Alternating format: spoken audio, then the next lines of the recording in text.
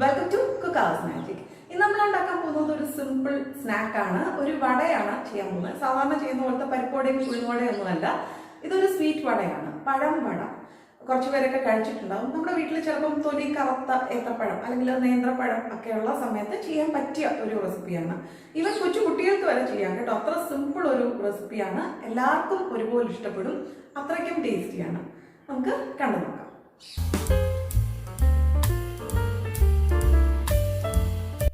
അപ്പോൾ നമ്മുടെ പഴംവട ഉണ്ടാക്കാനായിട്ട് ഞാൻ 2 ഏത്തപ്പഴമാണ് എടുത്തിട്ടുള്ളത്. ഇതുപോലെ തൊലി കറുത്ത നല്ല പഴുത്ത ഏത്തപ്പഴമൊക്കെ ഉള്ളപ്പോൾ ഈ ഒരു സ്നാക്ക് ചെയ്യാം. ഇത് നമ്മൾ കഴിക്കുകയാണെങ്കിൽ അത്ര ടേസ്റ്റ് ഉണ്ടാവില്ലല്ലോ. ഇനിയും ഏത്തപ്പഴം ഇല്ലയെന്നുണ്ടെങ്കിൽ നമ്മുടെ കയ്യിൽ പാളയംകുടൻ പഴമാണ് ഉള്ളതെങ്കിൽ ഒരു 3-4 പാളയംകുടൻ പഴം എടുത്താലും മതി. അത് നമുക്ക് അരിഞ്ഞ് മിക്സിയുടെ ജാറിലേക്ക് ഇട്ട് കൊടുക്കാം. ഇതിലേക്ക് ഇനിയും മധുരത്തിന് ആവശ്യമായ പഞ്ചസാര ചേർക്കാം. ഞാനിപ്പോൾ ഒരു 3 ടേബിൾ സ്പൂൺ പഞ്ചസാര ഇട്ട് കൊടുക്കുന്നുണ്ട്. അളവ് വേണമെങ്കിൽ കുറയ്ക്കാം കേട്ടോ. ഇതിപ്പോൾ ഒരുപാട് സ്വീറ്റ്നെസ് ഒന്നുമില്ല, ഒരു മോഡറേറ്റ് ലെവലാണ്. ഇതിലേക്ക് ഒരു 1/4 ടീസ്പൂൺ ഉപ്പും കൂടെ ചേർക്കാം. എന്നിട്ട് ഇതൊന്ന് അടിച്ചെടുക്കാം. ഇപ്പം ഞാൻ നല്ല ഫൈൻ പേസ്റ്റായിട്ട് അരച്ചെടുത്തിട്ടുണ്ട്. ഇതൊരു ബൗളിലേക്ക് ഒഴിക്കാം. ഇനിയും ബാക്കിയുള്ള കാര്യങ്ങളൊക്കെ ചേർക്കാം. ഇതൊരു 1/2 കപ്പ് ഗോതമ്പ് പൊടി, 240 ml കപ്പിൽ 1/2 കപ്പ് എടുത്തു. പിന്നെ ചേർക്കുന്നത് തേങ്ങ ചിരകിയത്, അതും ഒരു 1/2 കപ്പാണ് ഇട്ട് കൊടുക്കുന്നത്. വേണമെങ്കിൽ കൂട്ടുകയോ കുറയ്ക്കുകയോ ചെയ്യാം. ഇതൊരു 1/2 കപ്പ് മൈദ, അതും കൂടെ ഇട്ട് കൊടുക്കാം. ഇനി നല്ലൊരു ക്രിസ്പി ടെക്സ്ചർ കിട്ടാൻ വേണ്ടിയിട്ട് ഒരു 2 ടേബിൾ സ്പൂൺ അരിപ്പൊടി ചേർക്കുന്നുണ്ട്. നമ്മുടെ ഇടിയപ്പപ്പൊടിയോ പത്തിരിപ്പൊടിയോ എടുക്കാം. ഇനി ഒരു ഫ്ലേവറിന് വേണ്ടി ഒരു 1/2 ടീസ്പൂൺ ഏലക്കാപ്പൊടി ഇട്ട് കൊടുക്കാം. 1/2 തൊട്ട് 3/4 ടീസ്പൂൺ വരെ ചേർക്കാം. ഇതൊരു 1/2 ടീസ്പൂൺ എള്ള്, നമ്മുടെ കറുത്ത എള്ള്. പിന്നെ ചേർക്കുന്നത് ഒരു 1/2 ടീസ്പൂൺ ക്യുമിൻ സീഡ്സ്. ഏത്തപ്പഴം യൂസ് ചെയ്ത് ഏത് ഡിഷ് ചെയ്യുമ്പോഴും ഞാൻ സ്കിപ്പ് ചെയ്യാത്ത ഒരു കാര്യമാണിത്. നെയ്യ് ഒരു 2 ടീസ്പൂൺ നെയ്യും കൂടെ ഇട്ട് കൊടുത്തു. അപ്പോൾ നെയ്യും കൂടെ ചേർക്കുമ്പം ടേസ്റ്റ് ഒന്നുകൂടെ എൻഹാൻസ് ആവും. നന്നായിട്ട് ഇതെല്ലാം കൂടെ ഒന്ന് മിക്സ് ചെയ്ത് കൊടുക്കാം.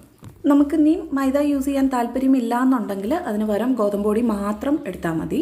അപ്പോൾ 1/2 കപ്പ് ഗോതമ്പൊടി എന്നുള്ളത് 1 കപ്പ് എടുക്കുക കേട്ടോ. പക്ഷേ മൈദയോടെ ചേർക്കുമ്പം ഈ ഒരു സ്നാക്കിൻ്റെ ടെക്സ്ചർ ഒന്നുകൂടെ നല്ലതായിരിക്കും. അപ്പോൾ ഇതെല്ലാം കൂടെ ഒന്ന് കമ്പൈൻ ചെയ്തെടുത്തു. ഇനി നമ്മളിതിലേക്ക് കുറച്ചായിട്ട് വെള്ളം ഒഴിച്ചു കൊടുത്ത് നമ്മുടെ വടയുടെയൊക്കെ ഒരു മാവിൻ്റെ ഒരു കൺസിസ്റ്റൻസി ഉണ്ടല്ലോ, ആ ഒരു കൺസിസ്റ്റൻസിയിലാക്കി എടുക്കുക. അപ്പോൾ വെള്ളം ഒഴിച്ചു കൊടുക്കുമ്പോൾ കുറച്ചായിട്ട് ഒഴിച്ചു കൊടുക്കുക കേട്ടോ. ഒത്തിരി മാവങ്ങ് ലൂസായി പോയി കഴിഞ്ഞാൽ എണ്ണ കുടിക്കാൻ തുടങ്ങും. അപ്പോൾ നല്ലൊരു തിക്ക് ബാറ്ററാക്കി എടുക്കുക. നമ്മുടെ കൈ ഉപയോഗിച്ച് ഇതുപോലെ അടിച്ച് എടുക്കുക. അപ്പം നമ്മൾ ഇത് ഫ്രൈ ചെയ്ത് വരുമ്പം അകം നല്ല ഒരു സ്പോഞ്ച് പോലെ ഇരിക്കും. അപ്പോൾ ഇതാണ് നമ്മുടെ ബാറ്ററിൻ്റെ കൺസിസ്റ്റൻസി. ഈ ഒരു രീതിയിലാണ് നമുക്ക് വേണ്ടത്. ഇതിനി ഒരു 10 മിനിറ്റ് ഒന്ന് അടച്ചു വെക്കാം. ഒരു 10 മിനിറ്റ് കഴിയുമ്പം ഇതൊന്ന് തുറന്ന് ഇതിലേക്ക് ഒരു നുള്ള് ബേക്കിംഗ് സോഡ ചേർക്കുന്നുണ്ട്. നമ്മൾ ഗസ്റ്റിനൊക്കെ ചെയ്യുവാണെങ്കിൽ ബേക്കിംഗ് സോഡ ഇട്ടാൽ മതി. വീട്ടിലൊക്കെ ഉണ്ടാക്കുകയാണെങ്കിൽ ബേക്കിംഗ് സോഡ സ്കിപ്പ് ചെയ്യാം. അത് ഹെൽത്തിനൊന്നും അത്ര നല്ലതല്ലല്ലോ. ഇതുപോലെ കൈ ഉപയോഗിച്ച് ഇങ്ങനെ അടിച്ചടിച്ച് കൊടുക്കുക കേട്ടോ. ബീറ്റ് ചെയ്ത് എടുക്കുക. അപ്പോൾ നമ്മുടെ മാവ് റെഡിയാണ്. ഇനിയും ഇത് ഷേപ്പ് ചെയ്തെടുക്കുന്നത് ഞാൻ കാണിക്കാം. നമ്മൾ ഒരു പാത്രത്തിൽ വെള്ളം സൈഡിൽ വെച്ചേക്കണം. എന്നിട്ട് നമ്മുടെ കൈ രണ്ടും ഒന്ന് നനയ്ക്കുക. നനച്ചിട്ട് ഈ സൈഡിൽ നിന്ന് ഒരു പോർഷൻ മാവ് എടുക്കുമ്പോൾ നമ്മുടെ കയ്യിലൊന്നും ഒട്ടിപ്പിടിക്കില്ല, വെള്ളം ഉള്ളത് കൊണ്ട്. ഒന്ന് ഷേപ്പ് ചെയ്തെടുത്തതിന് ശേഷം നമ്മുടെ വിരൽ ഉപയോഗിച്ച് നടുക്ക് ഇതുപോലൊരു ഹോൾ ഇട്ട് കൊടുക്കുക. അപ്പോൾ ആ ഒരു ഉഴുന്നുവടയുടെയൊക്കെ ഒരു ഷേപ്പ് കിട്ടും.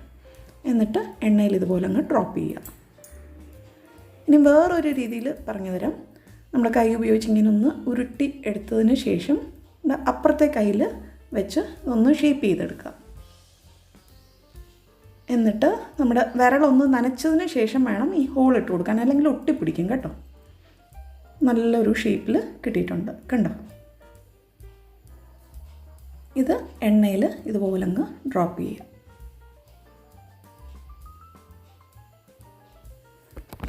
അപ്പോൾ എണ്ണ നല്ല ചൂടായിട്ട് കിടക്കുകയാണ്. നമുക്ക് നമ്മുടെ വട ഇതിലേക്ക് നമ്മൾ ഷേപ്പ് ചെയ്ത് വെച്ചത് ഇതിലേക്ക് ഇട്ട് കൊടുക്കാം. ഒരു മീഡിയം ടു ഹൈ ഫ്ലെയിമിലിട്ട് തന്നെ ഇതങ്ങ് ഫ്രൈ ചെയ്ത് എടുക്കാം. വെളിച്ചെണ്ണയിൽ ചെയ്യുന്നതായിരിക്കും നല്ലത് കേട്ടോ. ഏത്തപ്പഴമൊക്കെ യൂസ് ചെയ്ത് നാടൻ സ്നാക്കല്ലേ, അപ്പോൾ വെളിച്ചെണ്ണയിൽ ഫ്രൈ ചെയ്തെടുക്കുക. ഇതൊരുപാട് സമയമൊന്നും എടുക്കത്തില്ല, പെട്ടെന്ന് തന്നെ ഇത് റെഡിയാവും. ഇട്ടിട്ട് എങ്ങോട്ടും പോരുത്. ഒരു സൈഡ് നല്ല ബ്രൗൺ കളറായി കഴിയുമ്പോൾ നമുക്കിത് തിരിച്ചിട്ട് കൊടുക്കാം. ബ്രൗൺ എന്ന് പറയുമ്പോൾ ഒരു ഗോൾഡൻ കളറല്ല, അതിലും കുറച്ചുകൂടെ ഒന്ന് ബ്രൗൺ ആകണം.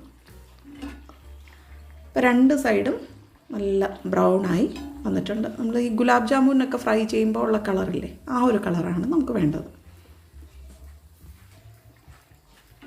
ഇത് രണ്ടും കുക്കായിട്ടുണ്ട്. നമുക്ക് എണ്ണയിൽ നിന്ന് കോരി മാറ്റാം. ഒത്തിരി അങ്ങ് പുകഞ്ഞ് പോകുന്ന പോലത്തെ ചൂടിൽ ഫ്രൈ ചെയ്യരുത് കേട്ടോ, അപ്പോൾ അകം വേവില്ല. അകവും വേവണമല്ലോ. അപ്പോൾ ഒരു മീഡിയം ഹൈ ഫ്ലെയിം അത് മെയിൻറ്റെയിൻ ചെയ്യുക കേട്ടോ. ഇതുപോലെ ബാക്കിയെല്ലാം നമുക്ക് ഫ്രൈ ചെയ്ത് എടുക്കാം. പെട്ടെന്ന് കഴിഞ്ഞില്ലേ, ഒരു ഗസ്റ്റൊക്കെ വീട്ടിൽ വരുവാണെങ്കിൽ നമ്മുടെ കയ്യിൽ നേന്ത്രപ്പഴമോ അല്ലെങ്കിൽ പാളയംകുടം പഴമോ ഉണ്ടെങ്കിൽ എല്ലാം കൂടെ ഒന്ന് കമ്പൈൻ ചെയ്ത് എടുത്തു കഴിഞ്ഞാൽ പണി തീരും. പിന്നെ ഫ്രൈ ചെയ്ത് ഒന്ന് എടുക്കുക. അതും ഒരുപാട് സമയമൊന്നും എടുക്കത്തില്ല, പെട്ടെന്ന് റെഡിയാക്കി കൊടുക്കാം. ഞാനിപ്പോൾ മുറിച്ച് ഇതിൻ്റെ അകം കാണിക്കാം. ഈ ഒരു സ്നാക്കിൻ്റെ വേറൊരു പ്രത്യേകത, ഇത് തണുത്താലും കഴിക്കാൻ നല്ല രുചിയാണ് കേട്ടോ. വേണ്ടോ, നല്ല സ്പോഞ്ചിയാണ്. നമ്മൾ മൈദ ചേർക്കുമ്പോഴാണ് ഇത്രയും ഒരു പെർഫെക്റ്റ് ടെക്സ്ചറിൽ കിട്ടുന്നത്. അപ്പോൾ തീർച്ചയായിട്ടും ട്രൈ ചെയ്ത് നോക്കുക. മറ്റൊരു നല്ല റെസിപ്പിയുമായിട്ട് കാണാം. Stay tuned. ബൈ.